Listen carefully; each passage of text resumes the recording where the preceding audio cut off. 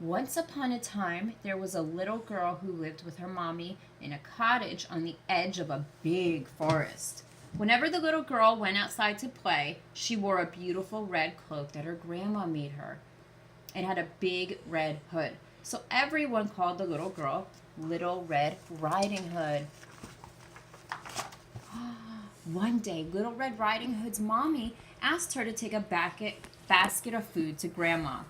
Grandma isn't feeling well, Mommy explained, and I'm sure she'd love to see you.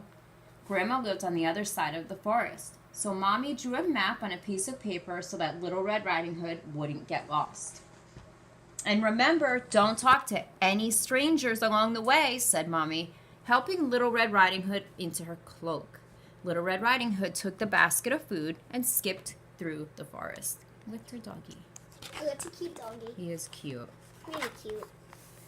On the way, Little Red Riding Hood saw some beautiful blue flowers. Grandma might like these, she thought, as she bent down to pick a handful of the flowers. She didn't realize someone else was in the forest. I see a bunch of people. Hello, little girl, said a deep, growly voice. Little Red Riding Hood jumped with fright. A big wolf peered out from behind one of the trees. Oh, hello, replied Little Red Riding Hood, smiling back at the wolf. She had already forgotten her mommy's warning. Where are you going? Growled the wolf. I'm visiting my sick grandmother who lives on the other side of the forest, Little Red Riding Hood explained. Ah, what a kind girl you are, smiled the wolf, showing off his razor-sharp teeth.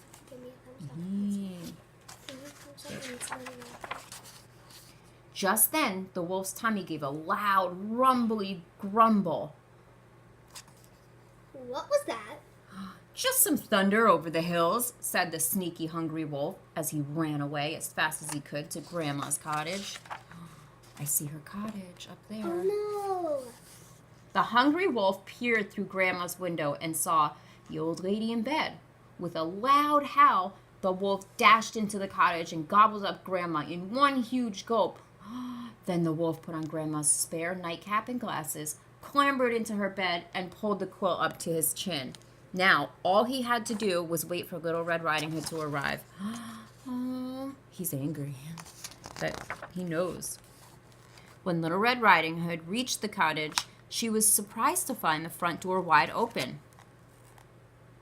Grandma! She called. Are you there?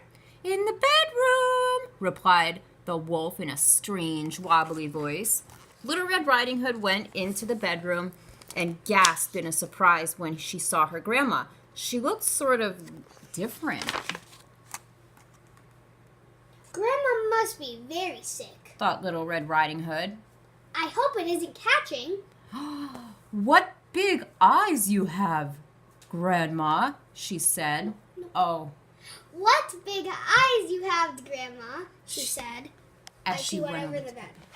All the better for seeing you with, the wolf replied in the same wobbly voice.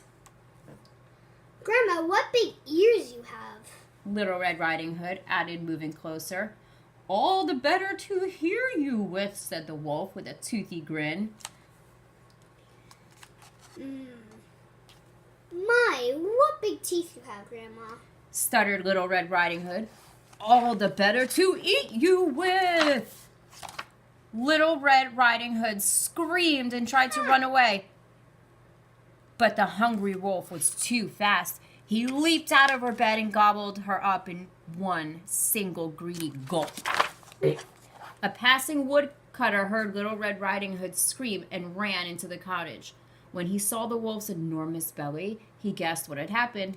He picked up the wolf and shook him hard. Little Red Riding Hood and Grandma flew right out of the wolf's mouths. Luckily, they weren't hurt, but they were very close. Grandma,